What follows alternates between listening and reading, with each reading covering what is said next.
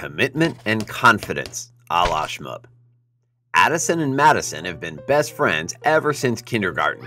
Well, except for those 2 years that they like to refer to as the Dark Ages. Now they're in their 20s, and still just as close as they've ever been. Addison's getting married, and she's asked Madison to be her maid of honor. She's also asked her to bake the cake, assemble the flower displays, put together the table centerpieces, arrange the musical compositions, and otherwise arrange every single aspect of the ceremony and reception. Wow. What an honor. Thanks a lot, Addison. Well, as privileged as Madison feels to have so much responsibility bestowed upon her, she's a tad overwhelmed, understandably so. But because she loves the stuffins out of her BFF, she's promised to come through on all counts. Maybe a mistake, but too late now. The wedding's just a month out, so they've passed the point of no return. The more time Madison spends on the phone with vendors, or brushing up on her baking skills, or trying to take a crash course on music theory, the more stressed and the more desperate she becomes. Not to mention the fact that she's got this maid of honor speech to write. She's scared to death of talking in front of people. Plus, if this thing isn't perfect, she's going to be totally disappointed.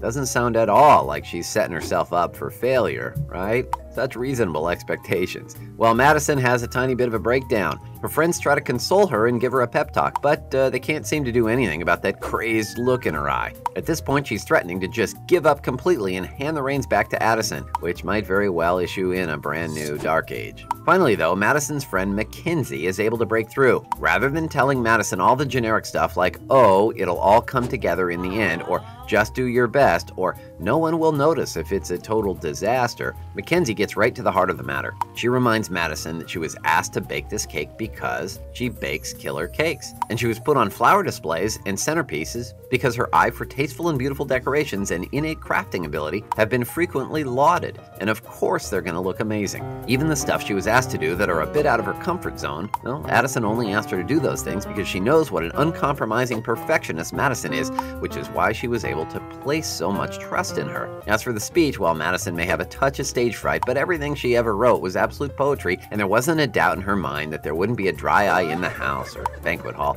when she was finished. It was all coming from the heart. Yeah, there was some degree of buttering her friend up in there, but it was all basically true. And with her confidence suddenly boosted incredibly, Madison resolved anew to honor her commitment to the best of her ability, which was, well, at a pretty high level. Once she simply told herself she could do it and do it well, it's amazing how much easier the tasks became. With just a bit more self-assurance, Madison got all her baking and crafting and composing done under the wire and in top form. And her speech? Oh, she killed it, of course.